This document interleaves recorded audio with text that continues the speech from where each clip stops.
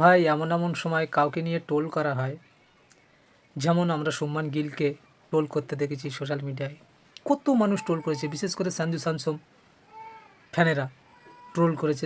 সঞ্জু স্যামসনকে বসিয়ে রেখে গিলকে খেলা করাচ্ছে, সে খেলতে পারছে না, রান পাচ্ছে না, ট্রোল করেছে। তো আজকে সেই ফ্যানদের উদ্দেশ্যে বলছি, খারাপ নিও না ভাই। ট্রোল করা এমন একটা জিনিস, ট্রোল তুমি কাকে করছো? সেও আমার ইন্ডিয়ার প্লেয়ার, সেও ভালো প্লেয়ার।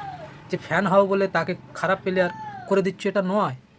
আজকে সঞ্জু স্যামসন 5টা ম্যাচে ফেল, এবার তো তাকে ট্রোল করবে শুভমান গিল ফেলেরা, তোমার কেমন লাগবে?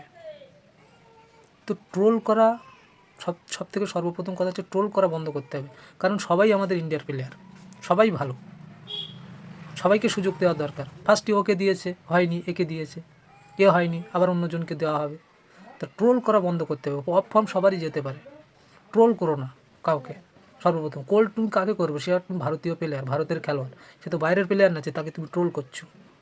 ট্রোল করা আগে বন্ধ করো।